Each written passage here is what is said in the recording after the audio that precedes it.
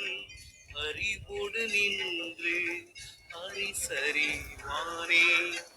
ஆழிபலம் கொண்டு அயன்மால் இருவரும் ஊழிபலம் செய்ய பொன் சுடர் ஆதியும் ஆழி கொடுத்தனன் அச்சுதற்கௌவழி வாழி பிரமக்கும் வாழ்கொடுத்தானே. தாங்கி இருபது தோளும் தடவரை ஓங்க எடுத்தவன். அனைவருக்கும் இனிய காலை வணக்கங்கள். ஓம் திருமூலர் திருவடிகள் போற்றி போற்றி. திருமந்திரம் 4ஆம் தந்திரத்தில் 8வது அத்தியாயமாகிய ஆதார ஆதியம் மந்திரம் 1204 என்று நாம் சிந்திக்க உள்ளோம். வாருங்கள் கிருத்திகாமா, தங்கள் பதிவை பெரிய அன்போடு கொண்டு கொள்கிறோம். நன்றி. அனைவருக்கும் இனிய காலை வணக்கம். இன்றைய பாடல் 1204. ஒரு தடவை வாசிக்கலாம். எய்திடலாகும் இருவினையின் பயன். கொய்தளிர் மேனி குமரி குலாங்கண்ணி மைதவள் கண்ணி நன் மாதுரிகையோடு கைதவம் இன்றி கருத்துருமாறே அப்படின்னு சொல்றாங்க. இந்த மந்திரம் எல்லா மந்திரமுமே நம்ம தொடர்ச்சியா பார்க்க வேண்டியதுதான். இந்த மந்திரம் அப்படியே நேற்றைய மந்திரத்தை நம்ம ஒப்பிட்டு பார்க்கணும். நேற்றைய மந்திரத்தோட தொடர்ச்சியா பார்க்கணும். என்ன சொல்றாங்க அப்படின்னா, எய்திடலாகும் இருவினையின் பயன். அப்போ நம்ம எது பண்ணினாலும், ஒரு நல்லது பண்ணாலும் ஒரு ரியாக்ஷன் இருக்கும், கெட்டது பண்ணாலும் ஒரு ரியாக்ஷன் இருக்கும். அதான் இருவினை. நல்வினை தீவினை இரண்டுக்குமே பயனும். தீவினைக்கு என்ன பயன், நல்வினைக்கு என்ன பயன் அப்படிங்கிறதுதான் இந்த இடத்துல நம்ம புரிஞ்சுக்கணுமே தவிர, எது பண்ணினாலும் அதற்கு ஒரு வினை பயன் உண்டு. அப்ப என்ன சொல்றாங்க, எய்திடலாகும் இருவினையின் பயன் அப்படின்றாங்க. அப்ப அந்த இருவினை பயன் நமக்கு கிட்டும் எப்போ அப்படின்னா, எப்போ அந்த இருவினையினோட பயன் கிடைக்கும் அப்படின்னா, இந்த உடம்பு எடுக்கும் போதுதான்.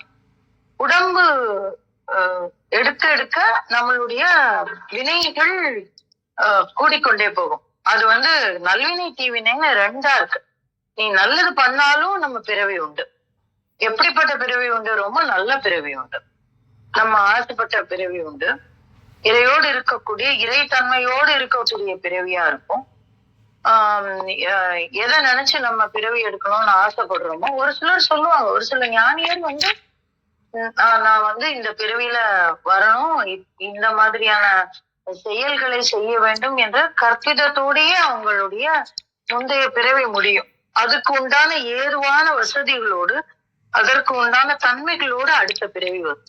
சோ இந்த இடத்துல எந்த நல்வினை செய்தாலும் தீவினை செய்தாலும் பிறவி உண்டு அப்படிங்கிறது ஒரு செய்தி. அத திருமூலர் இங்க ரீஇட்டரேட் பண்றாரு நமக்கு. அப்போ அது ஒரு பிறவி இருக்கிறது.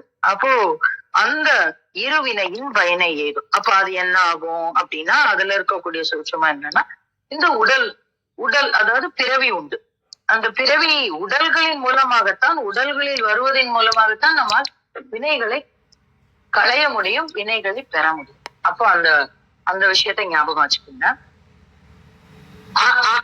அப்படி வைக்கும்போது இது இந்த அண்டத்துல அந்த அண்டத்துல இருந்து பிண்டத்துக்கு வந்துடுறோம் நம்ம. அப்ப என்ன ஆகும் அப்படின்னா, கொய்தளிர் மேனி குமரி குலாங்கண்ணி அப்படின்னு சொல்றாங்க. இப்ப கொய்தளிர் மேனி அப்படின்னா இளந்தளிர் போன்ற மேனியை உடையவள் அப்படின்னு ஒரு அர்த்தம் இருக்கு. அப்ப இந்த இடத்துல யாரு இளம் தளிர் போன்ற மேனியை உடையவள் அப்படின்னா குலாங்கண்ணி. குலாங்கண்ணினா யாரு அப்படின்னா, நம்ம ஏற்கனவே பார்த்திருக்கோம், குலாமிருத்தை கரசிகா அப்படின்னு இங்கேயும் குலம் குலயோகினி அப்படின்ற வார்த்தை எல்லாம் நம்ம பார்த்திருக்கோம். திருமூலர் சொல்லியிருக்காரு. யாரை குறிக்கக்கூடிய சொல் அப்படின்னா, அன்னை குண்டலினி சக்தியாக உரைகின்ற தன்மையை குறிக்கக்கூடிய சொல். அதனாலதான் குலாங்கனி அப்படின்னு குலாங்கண்ணி அப்படின்னு சொல்றாரு. அப்போ அவள் அங்கே உரைகிறாள். சிவ ஐக்கியம் அன்றி அவள் அங்கே உரைகிறாள். எங்கே உரைகிறாள்? நம்முடைய அஞ்ஞான இருள் அடைந்திருக்கக்கூடிய இந்த இருவினை பயனுடைய இந்த உடம்பில் அவள் உரைகிறாள். எப்படி உரைகிறாள்? கொய்தளிர் மேனி குமரியாக அப்படின்னா ரொம்ப சின்னவளா அந்த அந்த தளிர் மேனியோடு அந்த சுருண்டு இருக்கக்கூடியது. நீங்க பாத்தீங்கன்னா கொடிகள்ல வந்து அந்த தண்டு எப்படி இருக்கும் அப்படின்னா ரொம்ப மெல்லிசா இருக்கும். அந்த செடி வளரும் போது எப்படி இருக்கும்? முதல்ல வளர்ற செடி அந்த சின்ன செடியா இருக்கும் போது நாத்து விட்டு எடுக்கும் போது அப்படியே மெல்லிசா இருக்கும். டக்குன்னு சம்டைம்ஸ் எறும்பு கூட கடிச்சு போட்டுட்டு போயிடும். கட்டெரும்பு எல்லாம் வந்துச்சுன்னா தளிர கடிச்சு விட்டுரும். அப்ப அந்த மாதிரி கொய் தளிர் மேனி, ரொம்ப கொய்யக்கூடிய தளிர் போன்ற மேனியை உடைய. அப்ப அந்த இடத்துல அவ குண்டலினியா இருக்கும்போது தன்னுடைய எந்த பெரிய சக்தியையும் வெளிக்காட்டாது மூலத்தில் உறங்கி இருக்கிறார். அப்பதான் அவ அது கொய்தளிர் மேனி. அப்புறம் எங்க போறா அவ? மைதவிழ் கண்ணி. மைதவிழ் கண்ணினா மை தடவிய கண்ணை உடையவள் அப்படின்னு சொன்னாங்க. அப்ப இந்த இடத்துல நம்ம எதை அப்படி இருக்கக்கூடியவள் மேலே வந்து தடங்கண்ணியாக, இந்த வார்த்தையை நம்ம யூஸ் பண்ணிருக்கோம். தடங்கண்ணி அப்படிங்கிற ஒரு வார்த்தைய முன்னாடி திருமூலரே உபயோகம் பண்ணியிருக்காரு. அப்போ அத்தகைய கண்ணியாக அப்படின்னா அவள் ஆக்ஞா சக்கரத்தில் உரைபவளாக, மனோன்மணியாக, பராசக்தியோடு நின்று நம்மை உய்வேற்றுபவளாக அப்படின்னு சொல்றாங்க. மையிடவிழ் கண்ணி அப்படின்னா அந்த மை எப்படி இருக்குமா அப்படின்னா நீலோற்பல மலருக்கு ஓமையாக சொல்லக்கூடிய கண்ணை உடையவள் அப்படின்னு சொல்றாங்க. இது இந்த தேவியினுடைய கண்ணை சொல்றதுக்கு மாத்திரமே பகவத்பாதாலும் காளிதாசரும் கிட்டத்தட்ட 4-5 சரகம் சொல்லியிருப்பாங்க, அந்த ஸ்லோகம் சொல்லியிருப்பாங்க. ரொம்ப அற்புதமா இருக்கும். அவளுடைய புருவ அழகு தனியா சொல்லியிருப்பாங்க, அவளுடைய கண் அழகை தனியா சொல்லியிருப்பாங்க. அந்த கண்ணினுடைய நம்ம இதெல்லாம் பார்த்திருக்கோம். அவளுடைய கடைக்கண் பார்வை மட்டுமே என்ன செய்யும் அப்படிங்கிற ஒரு விஷயம் எல்லாம் பார்த்திருக்கோம். அதனால அதெல்லாம் இப்ப சொல்ல வேண்டாம், நம்ம ஞாபகம் வச்சுக்கலாம். அவள் மை போன்ற மை தடவிய கண்ணை உடையவள், நீலோத்பல மலரை போன்ற கண்ணை உடையவள். யாரவ மேல இருக்கா. அப்ப இங்க இருந்து நம்ம மூலாதாரத்திலிருந்து ஆக்ஞைக்கு வந்தாச்சு. மாதுரிகையோடு, மாதுரிகை அப்படின்னு யாரு அப்படின்னாக்க அதுவும் வெறும் மாதுரை இல்ல, நன்மாதுரிகையோடு. மாது அப்படின்னா யாரு சொல்லுவோம்? ஒரு நிறைவாக சக்தியோடு சிவசக்தி சிவத்தோடு ஐக்கியமாகி இருக்கக்கூடிய சிவசக்தி நிலை. அப்ப 3 விஷயமும் சொல்லியாச்சு. இந்த இடத்துல 3 நிலைகளையும் சொல்லியாச்சு. இந்த 3 நிலையிலையும் கைதவம் இன்றி கருத்துறும் போதே எய்திடலாகும் இருவினை என்று அப்படின்னு நம்ம புரிஞ்சுக்கலாம். அப்ப கைதவம் இன்றி கருத்துருமாறே அப்படின்னா என்ன அர்த்தம் அப்படின்னா இடைவிடாது, அதுதான் முன்மந்திரத்துல வந்து அவர் சொல்றாரு. உரைப்பதி தோறும் முறைமறை மேவி. எது உரைப்பதி? இந்த 3 தான். இளந்தளிர் கொய்தளிர் மேனி ஆக இருக்கக்கூடிய, குமரியாக இருக்கக்கூடிய அந்த மூலாதாரம். அடுத்தாப்புல என்ன சொல்றாரு? மைதவள் கண்ணி அப்படின்னு சொல்றாரு. அப்போ அது ஆகிய நன்மாதிரிகையோடு அப்படின்னா சிவசக்தி ஐக்கியமாக இருக்கக்கூடிய அந்த சகசரத்தலம். இதான் இந்த இடத்துல வருது. உரைப்பதி தோறும் முறை மேவி. மீண்டும் அது அப்படியே அந்த சைக்கிள், அது அவர் நமக்கு ரொம்ப ஆழமான ஒரு பேஸ் தரார். நமக்கு நவாக்கரிய பத்தி பேசுறதுக்கு உண்டான ஒரு பேஸ் தரார். திருப்பி நம்ம பார்க்கலாம். அந்த பாத்திரம், பெரிய அண்டா மாதிரி பாத்திரம் இருக்கும்போது அந்த பாத்திரம் தேய்க்கிறவங்களுக்கு தெரியும். என்ன எப்படி தேய்ப்போம் அப்படின்னாக்க அப்படியே கீழே வச்சுட்டு அப்படியே சுத்தி தேய்ப்போம்.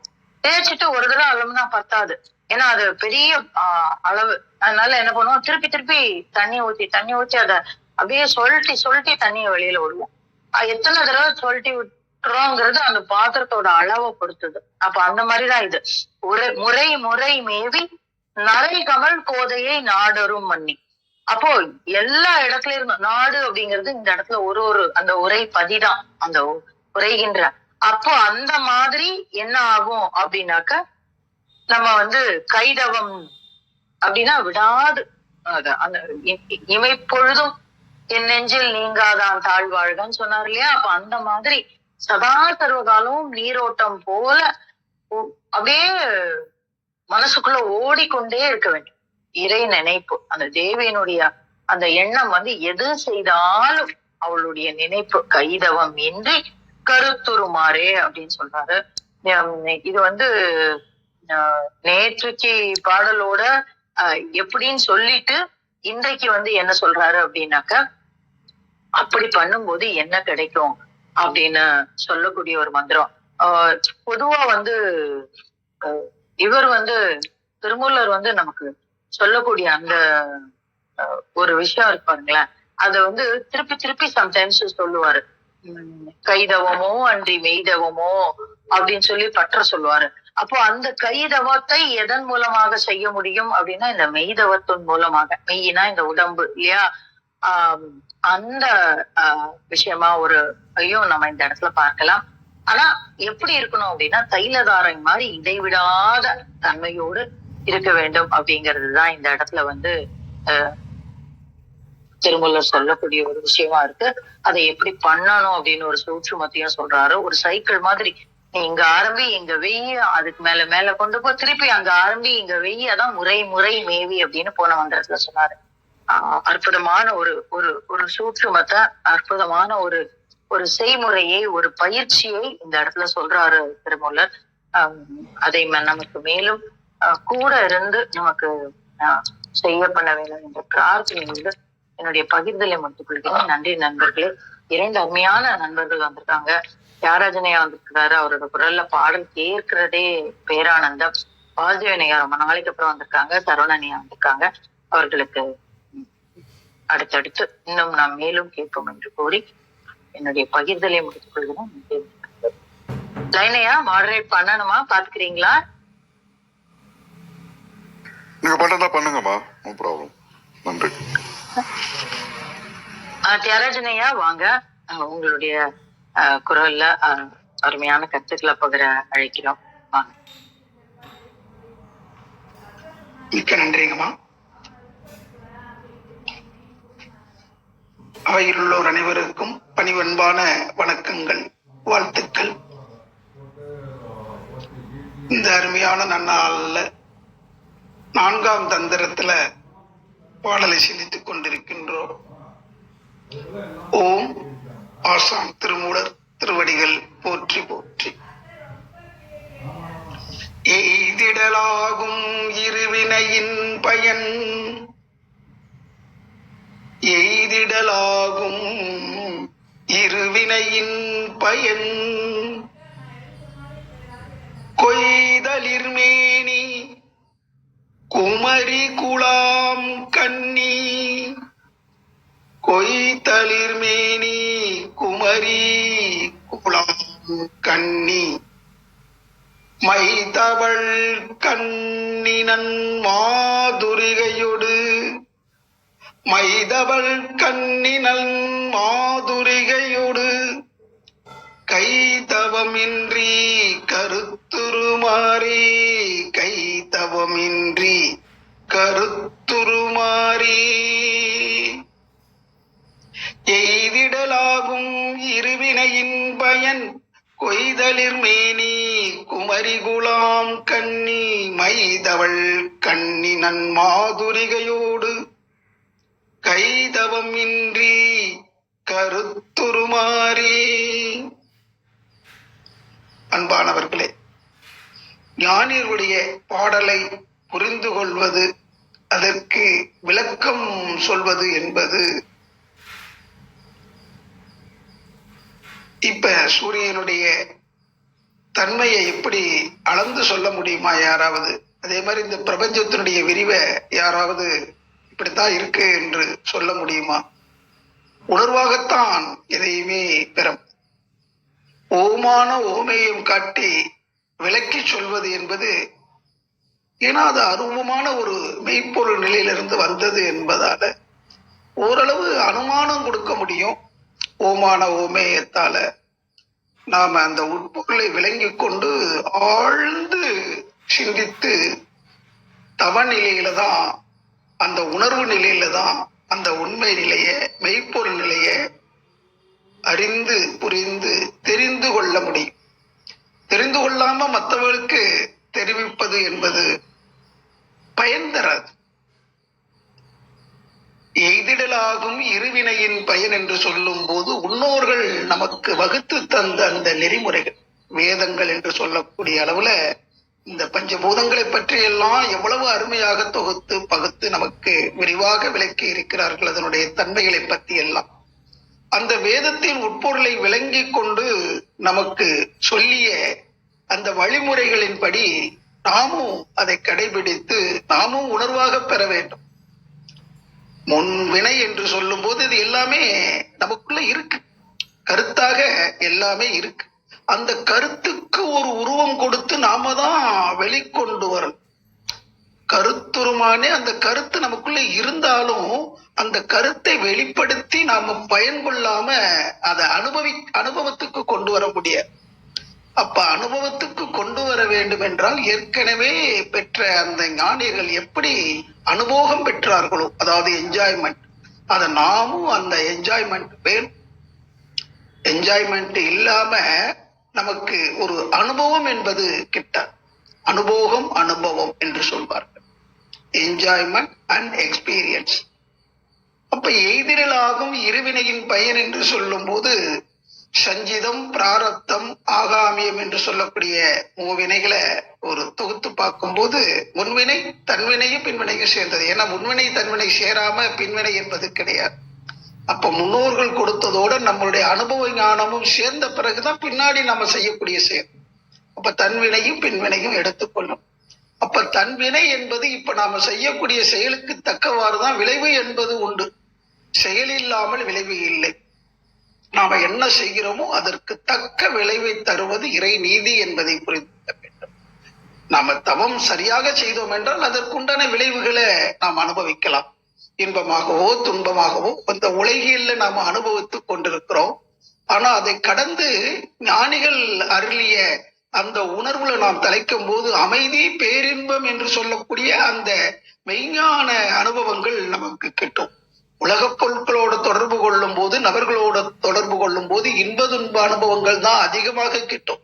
ஆனா அந்த மெய்ப்பொருள் நிலையோடு நம்ம உறவு கொள்ளும் போதுதான் அந்த மேலான ஒரு நிம்மதி என்ற அளவுல நமக்கு ஒரு நிறைவு கிட்டும். அந்த நிறைவுக்கு அடிப்படையாக இருப்பது இந்த அமைதியும் அந்த பேரின்பம். அதை உணராம மற்றவங்களுக்கு சொல்ல முடியாது. மகான் தாய்மான சுவாமி, பெற்றவர்க்கே தெரியும் அந்த வருத்தம், பிள்ளை பெறாத பேதை அறிவாளோ, பேரானந்தம் உற்றவர்க்கே கண்ணீர் கம்பலை உண்டாகும், உறாதவரே கல் நெஞ்சம் உடையவராவார் என்று அற்புதமாக பாடியிருப்பார். அந்த பேரானந்த நிலையில இருந்து அந்த உணர்ந்து மற்றவர்களுக்கு சொல்லக்கூடிய அந்த ஞானிகளுடைய கருத்து நமக்கு எப்பவுமே நினைவில் இருக்க வேண்டும். இறைவனுக்குள்ளதான் நாம இருக்கிறோம், அந்த இறைசக்தி தான் எல்லாமாக இருக்கிறது என்ற கருத்துல நிலை பெறணும். இப்ப இந்த உடலாக, உடலுக்கு ஊடாக உயிராக, அந்த உயிர் மையத்தில் அறிவாக இருப்பதும் அந்த இறைவன் தான். அது எவ்வளவு அருமையாக அந்த கண் என்று சொல்லும் போது அறிவுக்கு கண் என்று பெயர்.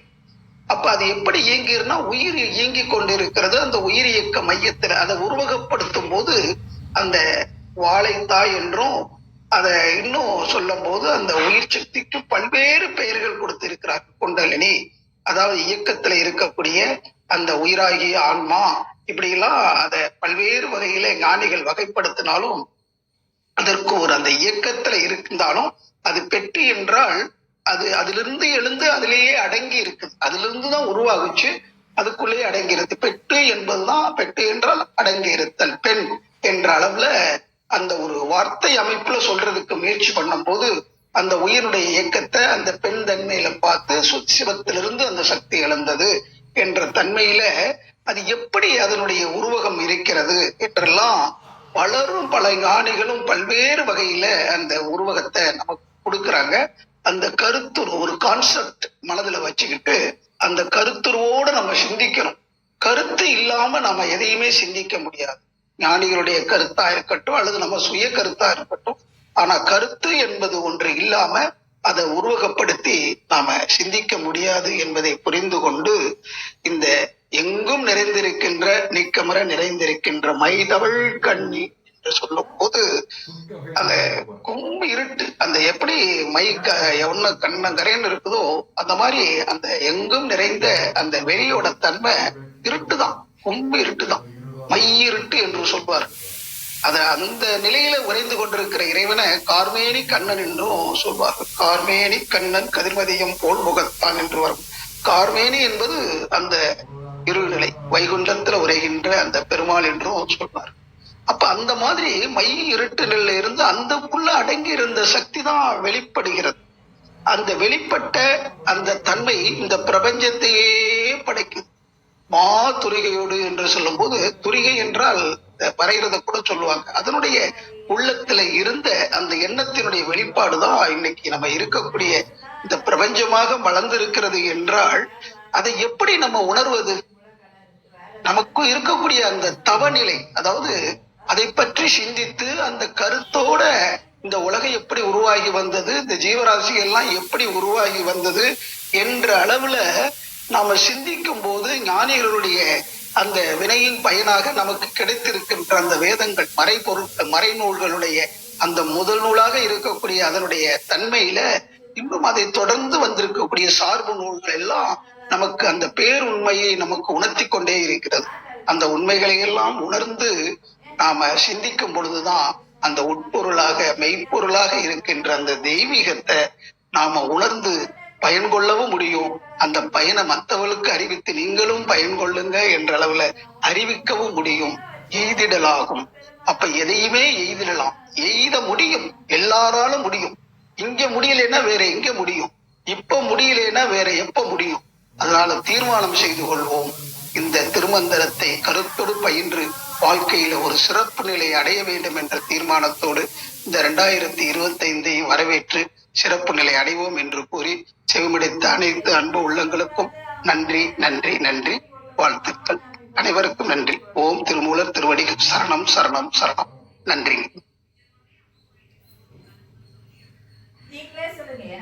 மிக்க நன்றி ஐயா. பல்வேறு தலங்கள்ல இருந்து எடுத்து சொல்லும் போது மந்திரத்தினுடைய ஆழம் இன்னும் அதிகமா புரிய ஆரம்பிக்குது. மிக்க நன்றி. பாசிட்டிவ் ஐயா, வாங்க உங்களுடைய பார்வையை வைங்க. அனைவருக்கும் இனிய காலை வணக்கங்கள். மிக்க மகிழ்ச்சி. ஒரு அழகான ஒரு கோர்வையாக சொல்லிட்டு இருந்தீங்க எல்லாமே.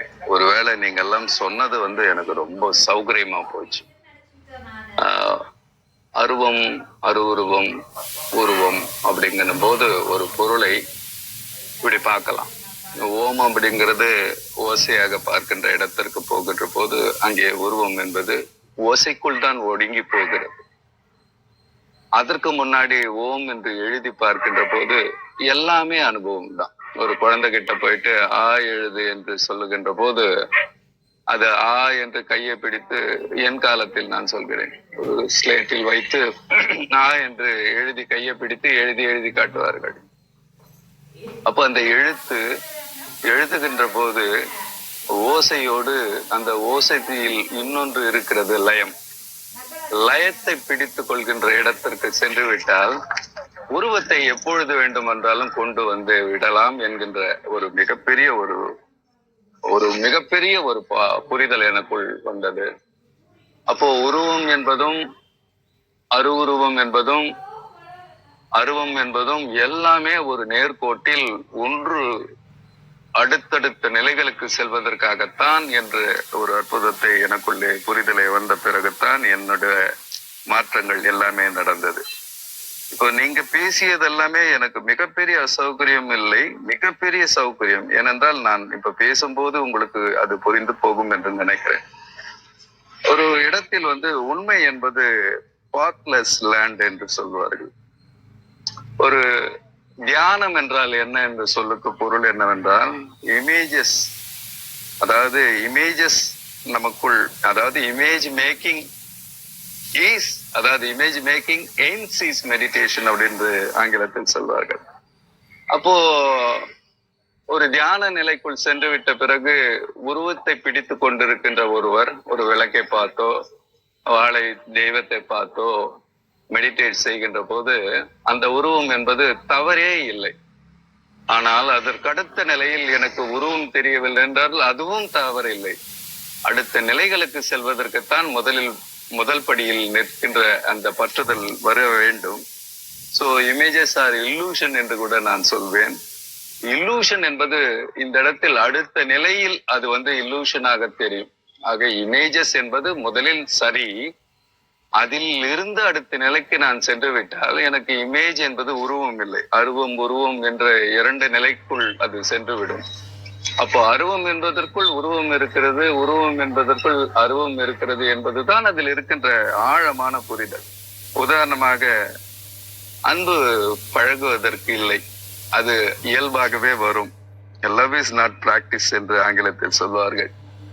அப்போ எனக்குள்ளே ஒரு புரிதல் அதனுடைய ஆழ விளிம்பிலே போய் நிற்கின்ற போது இமேஜஸ் ஆர் ஹர்ட்ஸ் என்று சொல்வார்கள். அது ஆங்கிலத்தில் சொல்லப்படுகின்ற சொல். உருவம் என்பது நமக்கு ஹர்ட்ஸ் என்றால் தவறான வார்த்தை அல்ல. உருவங்கள் என்பது நமக்கு சௌகரியமாக புரிதல். இப்போ நான் ஒரு வார்த்தை சொல்கிறேன், ஒரு மாம்பழம் என்று சொல்கிறேன், அது எல்லோருக்கும் ஒரே உருவத்தை தான் கொடுக்க வேண்டும். அந்த இறைவன் என்ற பரம்பொருளை கூட ஒரே உருவத்தை தான் கொண்டு வந்து கொடுக்க வேண்டும். மாம்பழம் விதவிதமாக ஒவ்வொருவருக்கும் ஒரு விதமாக இருந்தால் அது உண்மையில் அதனுடைய பொருள் அதுவல்ல. அப்போ எல்லா உருவங்களும் நமக்கு என்ன சொல்ல தருகிறது என்றால், நமக்குள்ளே புரிதலுக்கும் நமக்குள்ளே தெளிதலுக்கும் மட்டும்தான் அது தேவைப்படுகிறது. புரிதலும் தெளிதலும் கடந்த நிலையில் இருப்பதுதான் அந்த ஆத்ம ஞானம். அதிலே உருவம் என்பது இல்லாமல் அருவுருவ நிலைக்கு கடந்த நிலையில், அதற்கடுத்த நிலையில் ஒன்று மற்ற ஒன்றாக இருக்கின்ற போது இமேஜஸ் அப்படின்ற எல்லையில் இருந்து கடந்து ஒன்றுமே இல்லாத ஒரு நிலைக்கு செல்வதற்கு தான் இந்த ஒட்டுமொத்த புரிதலுமாக நான் கருதுகிறேன். நண்பர்களே, எல்லாமே ஒரு உருவம் இருக்கின்ற வரையில் மாயையில் இருந்து விடுபட முடியாது. மாயை என்பது மனிதனுக்கு இயல்பாக இருக்கக்கூடிய நிலை. அன்பு என்பது பழக்கத்திற்கு அவசியமில்லை. அன்பு என்பது இயல்பாக வர வேண்டும், வரும். ஆக இயல்பாக வருவதெல்லாம் நமக்குள்ளே இருக்கின்ற போது புரிதலும் கூட இயல்பாக வர வேண்டிய நிலைக்கு நாம் வந்துவிட்டால் நமக்குள்ளே தெளிவுகள் பிறக்கும். எல்லாமே ஒரு அனுபவம் தான், எதுவும் தவறில்லை இந்த உலகத்தில். நீண்ட இடைவேளைக்கு பிறகு உங்களுடன் காற்றுடன் கைகுலுக்கிக் கொண்டதில் மிக்க மகிழ்ச்சி. நன்றி.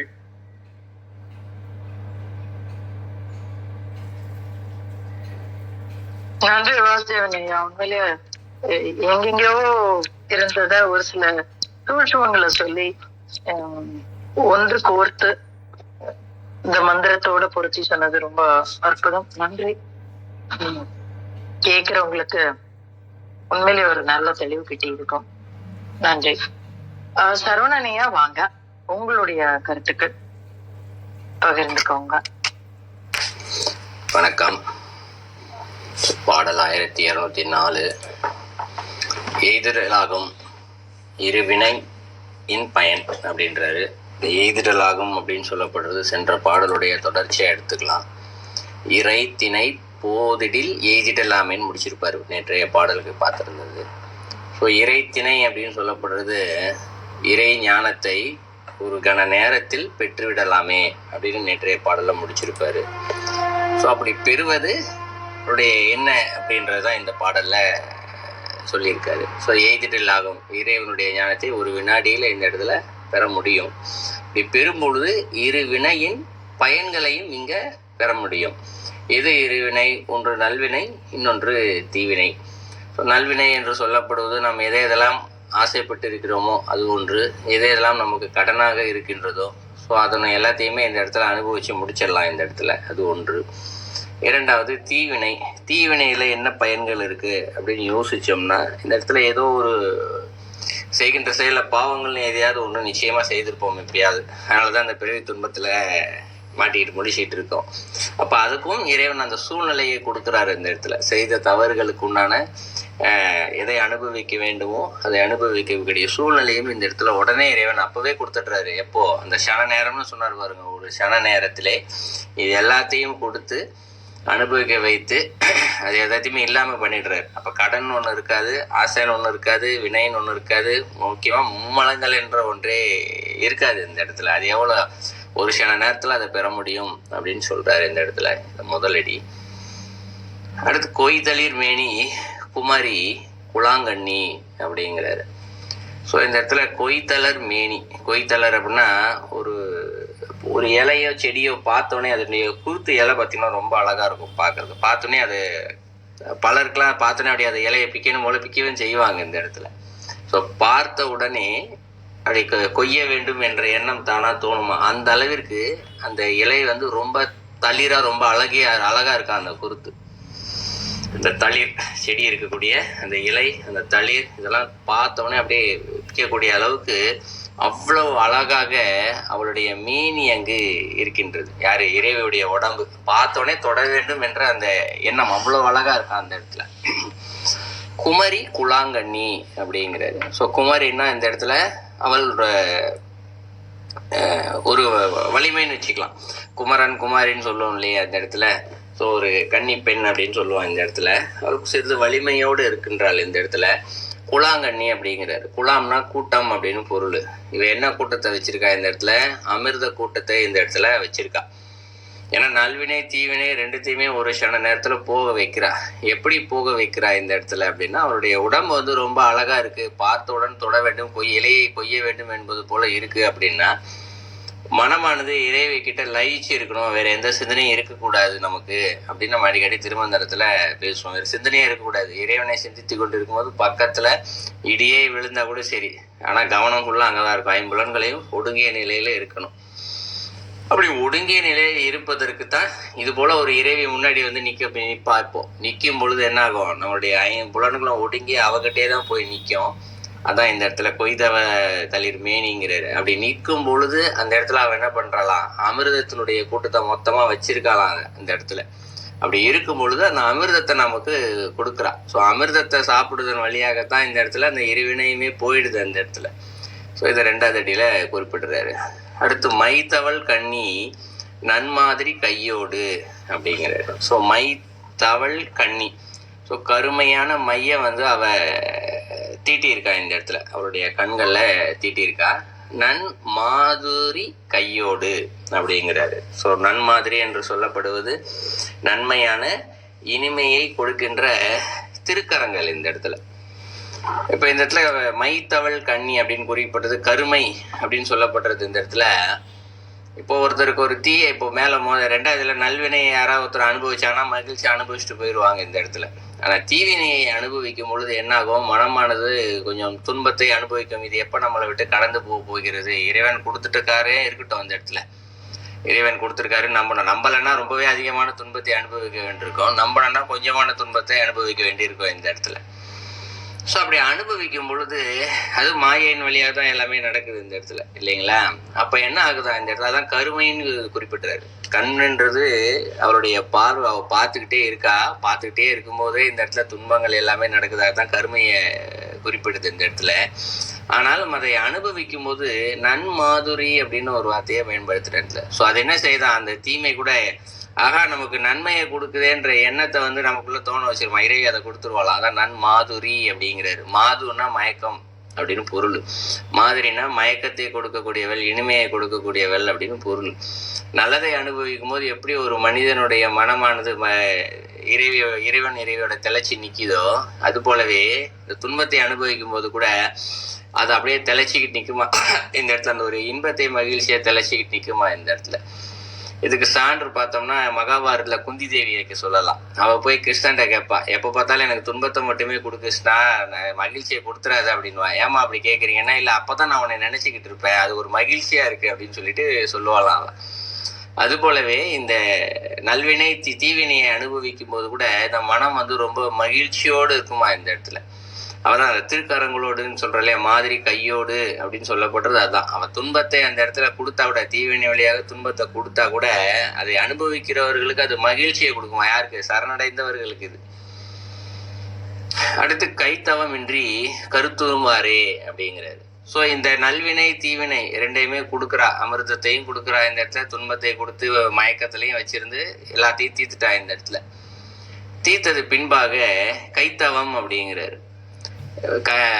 தவம் என்று சொல்லப்படுவது எண்ணங்களே இல்லாமல் இருக்கக்கூடிய ஒன்று. இங்க கைத்தவம் அப்படின்னு சொல்லப்படுறது மனிதனுடைய நான் செய்கின்றேன் என்ற எண்ணம் இருக்கு இல்லையா, மாய எண்ணங்கள், அதான் கைத்தவம்.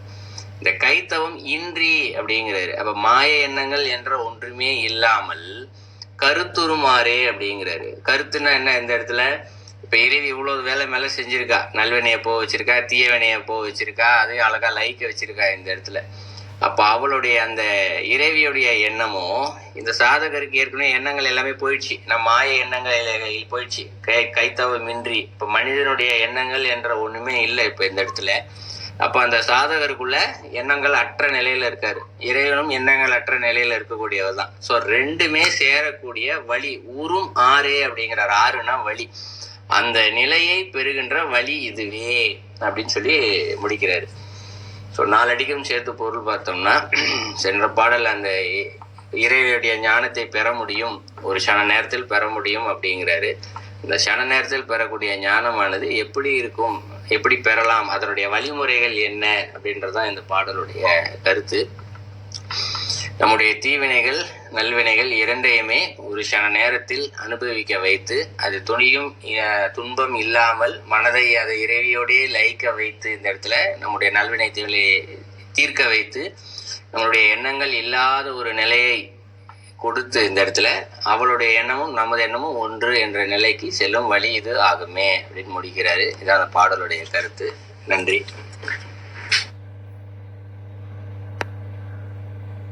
மிக்க நன்றி ஐயா.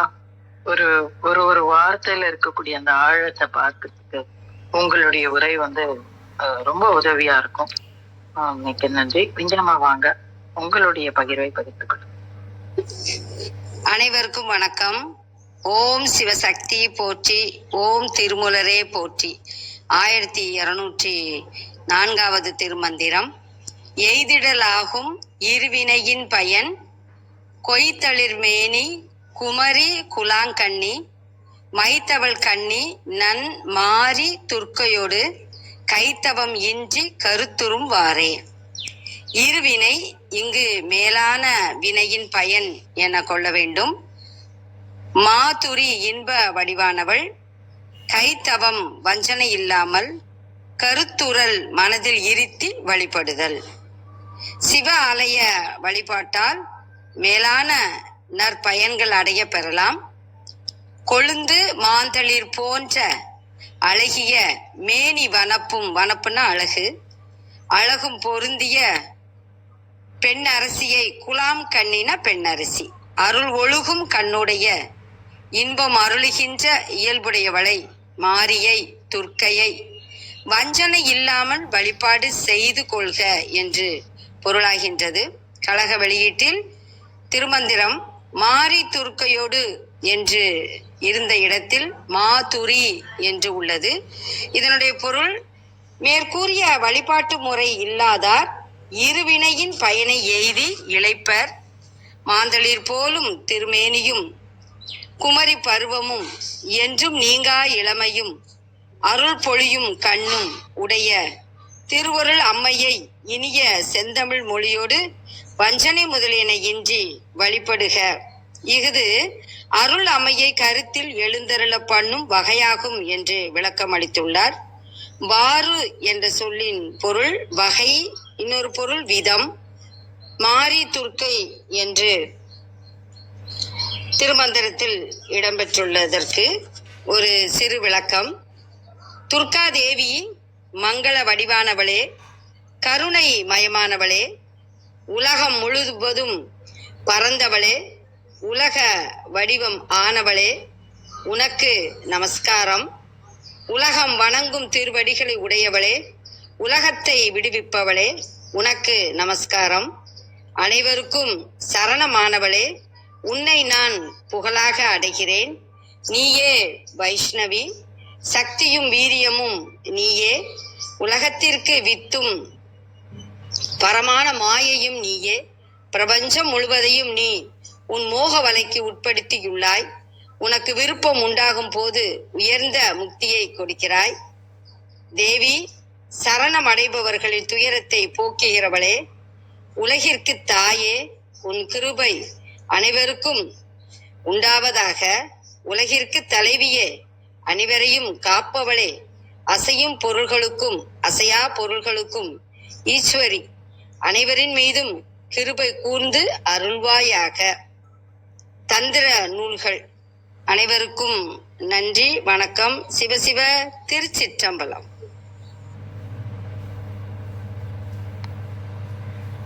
நன்றி அம்மா. ஆமா, ஒரு சில பிரதிகள்ல வந்து மாரி துர்க்கை அப்படின்னு வந்திருக்கு, ஒரு சில பிரதியில வந்து மாதுரிகையோடு அப்படின்னு இருக்கு. ஆனா நம்ம ரெஃபர் பண்ற பழைய பதிப்புகள்ல பாத்தீங்கன்னா மாதுரிகைன்னு தான் இருக்கு. அதனால நானும் அந்த மாதுரிகையோடு தான் பார்த்தேன். மாரி துர்க்கை அப்படின்னு சொல்லும் போதும் இந்த விளக்கமும் அழகாதான் இருக்கு. அவளை எந்த பேர் சொல்லி சொன்னா என்ன, எல்லாமே ஒரே பொருளைத்தான் குறிக்கக்கூடியதாக இருக்கும். ஆனா இது ஒரு பாட பேதம் இருக்கதான் செய்து அதை சுட்டி காட்டினதுக்கு ரொம்ப நன்றி. வேற யாராவது கீழே இந்த லிசனர் பேனல்ல இருக்கிறவங்க யாராவது ஏதாவது பகிர்ந்துக்க விரும்பினா மேல வரலாம். இன்னைக்கு எனக்கு இவங்களை தவிர வேற யாரும் காட்டல. வேற யாராவது இருக்கீங்களா? அர்த்தனாரியா வந்திருக்காரா? வரலைங்கம்மா. லைனையா உங்களுடைய பதிவு நீங்க பண்றதா இருந்தா அதோட நிறைவு செய்து கொள்ளலாம். நன்றி நன்றி. இன்றைய பாடல்ல பாத்தீங்கன்னா இருவினை, கொய்த்தளிர், குமரி, குலாங்கண்ணி, மாரி, துர்க்கை, கைத்தவம், கருத்துரல் அப்படின்னு நிறைய வார்த்தைகளை போட்டு திருமூலர் வஞ்சனை இல்லாத இறைவனை நாம் வழிபட்டால், அன்னையை வழிபட்டால் மேன்மை அடைய முடியும் அப்படின்னு சொல்லுவதாகவே உணர்கின்றேன். வந்த மையன்பர்கள் அனைவரையும் வணங்கி மகிழ்கின்றேன். தளத்தை நிறைவு செஞ்சிடலாங்களாமா? ஐயா, எனக்கு ஒரு கேள்வி. நான் விந்தியகிரி பேசுறேன். பேசுங்கம்மா. நேற்றைய திருமந்திரம் 1203 உரைப்பதித்தோறும் முறைமுறை மேவி நரைக்கமல் கோதையை நாடொரு நன்னின் மறை உடனே நிற்கும் மற்றுள்ள நான்கும் இறைத்திணை போதினில் எய்திடலாமே. இதற்கு கழக வெளியீட்டுல பொருள் கொடுத்திருக்காங்க. திருவருள் அம்மை உயிர்கள் உய்தற் பொருட்டு அகத்து போல் புறத்தும் திருக்கோவில் கொண்டு எழுந்து அருளியுள்ளாள்.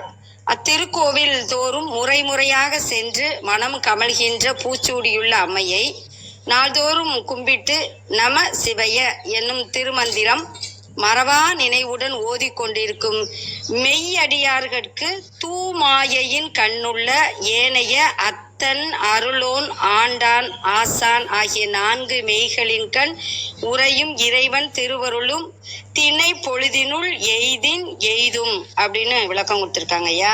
அதுல ஆன்றோர் சான்றோர் நீங்க எனக்கு விளக்கம் சொல்லுங்க ஐயா. தூமாயையின் அப்படின்னா என்னங்கய்யா? அத்தன், அருளோன், ஆண்டான், ஆசான் இந்த 4ஐயும் மெய்களின் கண் உறையும் இறைவன் திருவருளும் திணை பொழுதினுள் எய்தின் எய்தும். இது கொஞ்சம் எனக்கு தெளிவான விளக்கம் வேணுங்க ஐயா. சரவணன் ஐயா, கிருத்திகா அம்மா, அழகேசன் ஐயா, சொல்லுங்க ஐயா.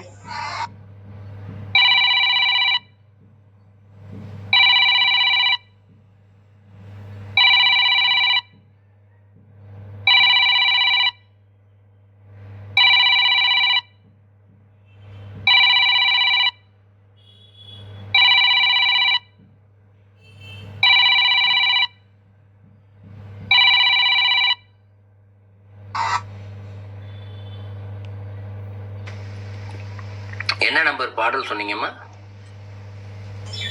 1203 ஐயா, நேற்றைய திருமந்திரம் ஐயா. ஓ, நேற்றைய பாடல்லையா? ஆமாங்க ஐயா. நீங்க இல்ல, அதனால நான் கேட்க முடியலங்க. இல்ல மாமாயின்னு எந்த இடத்துலயுமே இல்லையே. எந்த இடத்துல வாடல தூமாயைன்னு கொடுத்துருக்கீங்க. அவங்களுடைய விளக்கத்துல இல்ல, கழக விளக்கத்துல அப்படி கொடுத்திருக்காங்க. தூமாயையின் கண்ணுள்ள ஏனைய அத்தன், அருளோன், ஆண்டான், ஆசான். இது ஒரு பொருள் தெரியலங்க எனக்கு. அவங்க கொடுத்திருக்க விளக்கத்திற்கு விளக்கத்துலயா? விளக்கத்துல திருமந்திரத்துல இல்லைங்கய்யா. திருமந்திரத்துல மறைவுடனே நிற்கும் மற்றுள்ள 4ம் இறை திணை திணைனா சிறு பொழுது திணை பொழுது போதினில் எய்திடலாமே அப்படின்றதுக்கு இவங்க கொடுத்திருக்க விளக்கம் வந்து மெய்யடியார்களுக்கு தூமாயையின் கண்ணுள்ள ஏனைய அந்த 4 வந்து அத்தன், அருளோன், ஆண்டான், ஆசான். ஆசான்னா நம்மளுக்கு தெரியும், ஆண்டான்னு தெரியும், அருளோன்னு தெரியும். அத்தன் சிவனோட பெயருங்களாயா. ஆனா கீழே வந்து ஆகிய 4 மெய்களின் கண் உறையும் இறைவன் திருவருளும் அப்படி கொடுத்திருக்குங்க. திணை பொழுதினுள் எளிது. Okay okay. அதாவது பாத்தீங்கன்னா எளிதில் எய்துன்னு கொடுத்திருக்கு. சரி, ஓகே ஓகே ஓகே. அதாவதுங்கம்மா, உரைப்பதி தோறும் முறை முறை மேவி. முதல்ல பாடலுக்கு விளக்கம் சொல்லிடுறேன், அப்புறம் நீங்க கேட்டதுக்கான பதிலா சொல்றேன் இந்த இடத்துல. சரிங்க ஐயா. ஸோ உரைப்பதி, உரைனா என்ன? இந்த இடத்துல உரைத்திருத்தல், இறைவி ஒருத்த விரும்பி வீட்டிருத்தல். சரிங்களா? எது பதி அப்படிங்கிறாரு. பதினா இடம், கோயில்னு வச்சுக்கலாம். ஸோ இறைவி வீட்டு இருக்கின்ற கோவில் ஒன்று இருக்கு. யாது? சாதகருடைய உடம்பு தான். அதை தொடர்ந்து முறை முறை மேவிங்கிறாரு. ஸோ முறை முறை அப்படிங்கிற 2 முறை சொல்றாரு இந்த இடத்துல. என்ன இந்த இடத்துல முறைனா? ஒரு முறைப்படி பல காலங்கள் தொடர்ந்து செய்து கொண்டே இருத்தல். அப்படி அதாவது தொடர்ந்து இருக்கலாம். சாதகருடைய உடம்புல தொடர்ந்து ஒரு குறிப்பிட்ட முறைப்படி என்ன பண்றாராம், பல காலங்கள் மேவி அப்படிங்கிறாரு. மேவுதல்னா சாதகருக்குன்னு ஒரு தன்மை இருக்கும். அவர் என்ன தன்மையில இருக்காரோ அந்த தன்மையிலே அவரோடு கலந்து நிக்கிறாளாம் இந்த இடத்துல. மேவுதல்னா ஒன்றோடு ஒன்று கலந்து இருத்தல். அடிக்கடி ஓமையா சொல்லுவேன், துணிகளை சொல்லுவேன். மேவுதல்னா ஒரு துணி, நூல் கீழே ஒரு நூல் போகும், மேல ஒரு நூல் வரும், 2ம் சச்சி தான் அது துணியா வருது இல்லைங்களா? ஸோ அது போல கலந்து இருக்கலாம் இந்த இடத்துல. ஸோ சாதகர் வேறு இறைவி வேறு என்ற நிலையில கலந்து இருக்கலாம். எப்படி? ஒரு குறிப்பிட்ட முறை பிரகாரம் தொடர்ந்து பல காலங்கள் தொடர்ந்து நிக்கிறா இந்த இடத்துல. நரை கமல் கோதையை நாடோறும் நன்னி அப்படிங்கிறாரு. நரைனா இந்த இடத்துல நறுமணம், கமல்னா கமலுகின்ற. ஸோ நறுமணம் கமலுகின்ற கோதை அப்படிங்கிறாரு. கோதைன்னா ஒரு மலர்களை சூடி இருக்கக்கூடிய வெள்ளை அப்படின்னு பொருள். ஸோ மலர்களை சூடி இருக்கால் இந்த இடத்துல ஒரு இறைவி, அவளுடைய தலையில பூ வச்சிருக்கா, அது ரொம்ப நறுமணத்தோடு நிற்கின்றது. நாடோறும் நன்னி அப்படி இருந்துக்காரு. ஸோ அவன் நம்ம கூட சேர்ந்து இருக்கா இல்லைங்களா? இப்ப நம்ம அவளோட சேர்ந்து இருக்கணும்ல. இப்ப நம்ம கூட இறைவன் இருக்காருன்னு சொல்றோம், திருமந்திரத்துல படிச்சிருக்கோம். ஒவ்வொரு உயிர்களுக்குள்ளும் இறைவன் இருக்கு, இறைவன் இருக்காரு அப்படின்னு பாக்குறோம். அப்ப நமக்குள்ள இறைவன் இருக்காரு. இறைவன் நம்ம கூட இருக்காருன்றது வார்த்தையில சொல்றவே தவிர்த்து நம்ம இந்த இடத்துல உணர்றோமான்னு கேட்டா நிச்சயமா உணரல. ஸோ அவரும் நம்மளோட இருக்காரு. அதே மாதிரி நாமும் அவரோடு இருக்க வேண்டும் என்று என்ன பண்ண இந்த இடத்துல சிந்தித்து கொண்டு இருக்கணும். நாடோறும் நன்னி அப்படிங்கிறாரு இந்த இடத்துல. நாடோறும்னா நாள்தோறும் எப்பயுமே அதை சிந்திச்சுக்கிட்டே இருந்தோம் அப்படின்னா, என் கூட இறைவன் இருக்காரு, அவர் இருக்கிறதுனால தான் என் விரல் அசைகிறது, நான் நடக்கிறேன், நான் சாப்பிட்றேன், இறைவன் இருக்கிறதுனால தான் நான் தூங்குறேன், ஒரு செயலையும் என்னை செய்ய வைக்கின்றார், என்னை இயக்குகிறார், என்னைய உள்ளுக்குள்ள இருந்து தலைவனாக இருந்து எனக்கு கட்டளையிட்டு கொண்டு இருக்கின்றார் அப்படின்னு சொல்லி நாடோறும் நீ ஒரு வினாடியும் இதை சிந்திச்சுக்கிட்டே இருக்கணும், தினத்தோறும் செஞ்சுக்கிட்டே இருக்கணும். இப்படி செஞ்சுக்கிட்டே இருந்தோம்னா மறையுடனே நிற்கும் மற்றுள்ள 4ம் அப்படிங்கிறாரு. மறைனா என்ன இந்த இடத்துல? வேதம் அப்படின்னு பொருள் இந்த இடத்துல. இறைவன் வேத வடிவானவன் தான் இந்த இடத்துல. 1. 2வது மறை அப்படின்றாரு. இறைவன் உள்ள மறைஞ்சுதானே இருக்காரு இந்த இடத்துல, மாயில மறைஞ்சுதான் இருக்காரு. ஏன்னா அவர் நம்ம தெரிஞ்சுக்கிட்டோம் அப்படின்னா இங்க இருக்க ஆசைகளத்தையும் நம்ம தீர்த்துக்க முடியாது. அதெல்லாம் என்ன பண்றாரு, நீ ஆசையெல்லாம் தீக்கிற வரைக்கும் நான் உள்ள மறைஞ்சிருக்கமான்னு சொல்லிட்டு மறைந்தும் இருக்கின்றார். இன்னொரு மறை என்ன? வேத வடிவாகவே உள்ளே மறைந்து இருக்கின்றார். வேதம்லாம் என்ன அப்படின்னு பார்த்தோம்னா, இறைவன் உலகத்தை படைக்கும் போதே ஒரு ரூல்ஸ் அண்ட் ரெகுலேஷனை படைச்சிட்டாரு. சூரியன் இப்படிதான் இயங்கணும், சந்திரங்கள் இப்படிதான் இயங்கணும், அந்த தெய்வங்கள் இருக்காங்க, பிரம்மா, விஷ்ணு, உருத்திரன், மகேஸ்வரன், சதாசிவம், அவங்க இப்படிதான் இயங்கணும் இந்த இடத்துல, பஞ்சபூதங்கள் இப்படிதான் இயங்கணும்னு சொல்லிட்டு ஒரு வரைமுறையை வச்சுட்டு அவருக்கு கவனம் வேடிக்கை பார்க்க ஆரம்பிச்சாரு இந்த இடத்துல. அப்ப அந்த இறைவன் என்ன பண்றாரு, மறையுடனே நிற்கும்னா இந்த இடத்துல இந்த உள்ளே அவர் இருக்காரு. இந்த இடத்துல அவர் எதை வகுத்து வைத்தாரோ அந்த வகுத்தருக்குபடியே தான் அவர் உள்ள நிற்கிறாரு இந்த இடத்துல. அதுல மற்றுள்ள 4ம் அப்படின்னா அதற்கு சரிசமமாக இருக்கக்கூடிய இறைவன் இருக்காரு, அவருக்கு சரிசமமாக இருக்கக்கூடிய வேதங்கள் 4 வழியாகவே இந்த இடத்துல இறைவன் இருக்கிறாரு. அப்ப உள்ளுக்குள்ள நம்ம இறைவனை நம்ம ஒரு வினாடியும் யோசிச்சுக்கிட்டே இருக்கோம், சிந்திச்சுக்கிட்டே இருக்கோம்னு சொன்னோம் இல்லைங்களா? அப்ப இறைவனை தெரிந்து கொள்ளும் பொழுது அவருக்கு சரிசமமாக அவராகவே இருக்கக்கூடிய அந்த 4 வேதங்களையும் நம்மால் தெரிந்து கொள்ள முடியும். 4 வேதங்களை தெரிஞ்சுக்கிட்டா உலகம்னா என்ன, அது எப்படி இயங்குது, 5 பேர் யாரு, 5 பூதங்கள் யாரு, ஏன் உயிர்கள் பிறக்குது, எல்லாத்தையும் தெரிஞ்சுக்க முடியும் இந்த இடத்துல. இது எப்படி தெரிஞ்சுக்கலாம் இந்த இடத்துல? அதான் இறை ஞானம். இதை எப்படி தெரிஞ்சுக்கன்னா, இறை திணை போதிடில் எய்திடலாமே. ஒரு வினாடி நேரத்துல திணைனா சன நேரம்னு பொருள். வினாடிக்கும் குறைவான நேரம், நொடிக்கும் குறைவான நேரம். இந்த நேரத்துல அந்த ஞானத்தை நம்மளால பெற்றுவிட முடியும் அப்படின்னு சொல்லிட்டு சொல்றாரு. இதான் இந்த பாடலுடைய கருத்து. இப்ப நீங்க சொன்ன அந்த பாடல கூடிய இருக்கக்கூடிய விளக்கம், தூமாயை அப்படின்னு ஒரு விஷயம் சொல்லியிருந்தீங்க, இன்னொரு 4 பொருள்கள் சொல்லியிருந்தீங்க இல்லைங்களா? இது என்னன்னா உலக ரீதியாக இருக்கக்கூடிய 4 பொருள்களை தான் அதுல குறிப்பிட்டிருக்காங்கன்னு நான் நினைக்கிறேன் இந்த இடத்துல. ஒண்ணு, நான் 4 பொருள் என்னன்னு சொன்னீங்கம்மா இந்த இடத்துல? ஆசான் ஒண்ணு சொன்னீங்க ஐயா. முதல்ல அத்தன், அடுத்தது அருளோன், அடுத்தது ஆண்டான், அடுத்தது ஆசான், ஓகே. ஸோ ஆசான் என்று சொல்லப்படுறது இந்த இடத்துல குருவாக இருக்கக்கூடிய இறைவன் தான் இந்த இடத்துல. அருளோன்னா அருளை யார் அருள் இருக்கோ அவன் தான் அருளை கொடுக்கக்கூடியவன் தான் அருளோன் இந்த இடத்துல. ஸோ அதுவும் இறைவன் தான் இந்த இடத்துல. அத்தன் அருளோன், இன்னொன்னு என்னமா சொன்னீங்க? ஆண்டான். அத்தன் என்றால் என்னமா? அத்தன் ஒன்னியா, ஆண்டான். ஆண்டான், ஆண்டான்னா தலைவன் பொருள் இந்த இடத்துல இல்லையா? ஆண்டான்னா இந்த இடத்துல தலைவன், இந்த ஆட்சி செய்யக்கூடியவன் அப்படின்னு பொருள். அத்தன் அப்படின்னா தந்தை அப்படின்னு பொருள் இந்த இடத்துல, அதாவது தந்தை. ஸோ தந்தை வடிவாக நம்ம கரெக்டா தப்பு செய்யும் போது நம்மளை கண்டிச்சு கூட்டு போறவர் இந்த இடத்துல, சரிங்களா? நல்லது செய்யும் போது பாராட்டுறவர், தப்பு பண்ணும்போது கண்டிச்சு நம்மளை வழி நடத்தி கூட்டு போறவர் தான் இந்த இடத்துல தந்தை. அத்தன் என்றால் தந்தை என்று பொருள் இந்த இடத்துல. தகப்பன்னு பொருள். ஸோ தகப்பனாக இருக்கார் இந்த இடத்துல, ஆசானாக இருக்கின்றார் இந்த இடத்துல, தெரியாததை சொல்லி கொடுக்குறாரு, தப்பு செய்யும் போது வழிநடத்தி கூட்டிட்டு போறாரு. அடுத்து அதற்கான நல்லது செய்யும் போது அவர் என்ன சொல்றாரோ அதை செய்யும் போது அதற்கான அருளையும் கொடுக்கின்றார் இந்த இடத்துல. ஸோ 4 வகையில இருந்து நம்ம இந்த இடத்துல காப்பாற்றி அழைத்து செல்கின்றார் இந்த இடத்துல. இந்த இடத்துல தூமாயை அப்படின்னு சொல்லப்படுறது மாயை என்று ஒண்ணு இருக்கு இந்த இடத்துல, சரிங்களா? அதற்கு மேலாக ஒன்று இருக்கு. அதாவது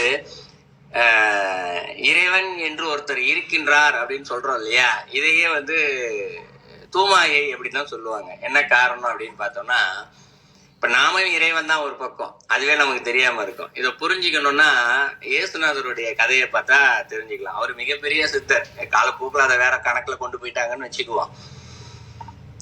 அவர் கடைசி நேரத்துல அவருக்கு பாத்தீங்கன்னா எவ்வளவு துன்பங்கள் வந்ததுன்றது அவர் வரலாறுல இருந்து பார்த்திருப்போம். சிலுவையில் அரைஞ்சாங்க, பல விதமான துன்பங்கள் கொடுத்தாங்க. அப்புறம் கடைசியா ஒரு வார்த்தை சொன்னதாக பைபிள்ல இருக்கும். இறைவா என்னை ஏன் கைவிட்டீர்னு ஒரு வார்த்தையை சொல்றதா இருக்கும். அந்த வார்த்தையை அவர் எப்ப நினைச்சாரோ சொன்னாரோ அந்த வினாடியே அவர் முழுமையான ஞானத்தை பெற்றுட்டாராம். ஏன்னா முழுமையான ஞானத்தை பெற்றவர்கள் இந்த இடத்துல சித்து நிலையில் முழுமை பெறுதல் ஒண்ணு இருக்கு. அவர் அதற்கு முன்னாடியே ஓரளவு ஞானம் பெற்றவர் தான். ஞானம் பெற்றுட்டாருன்னா அதுக்கும் அளவுகோல் இருக்கும், எல்லா சித்தர்கள் ஞானிகளுக்குமே. 27 படிகள் இருப்பதாக சொல்லப்படுது திருமந்திரத்துல சில இடங்கள்ல.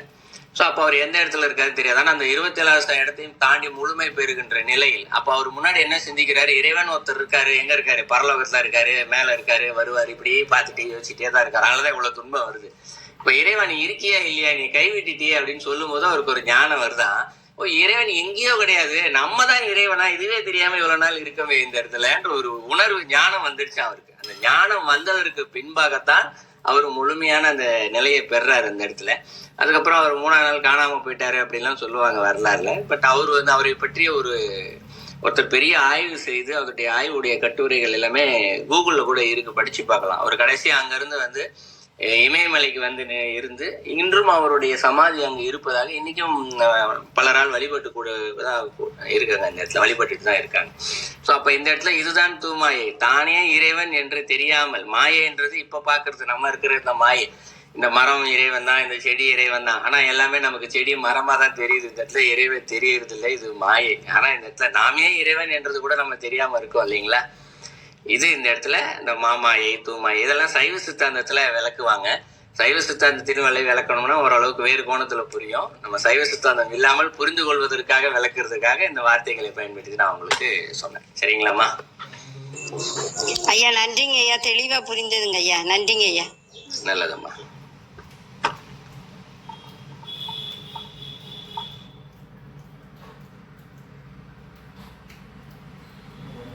லைனையா நம்ம அறையை நிறைவு செய்யறதுன்னா செய்துக்கலாம். வேற ஏதாவது கேள்விகள் எதுவும் இல்லைன்னா?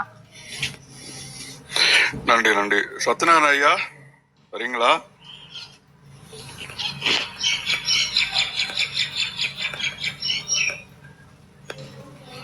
நன்றி.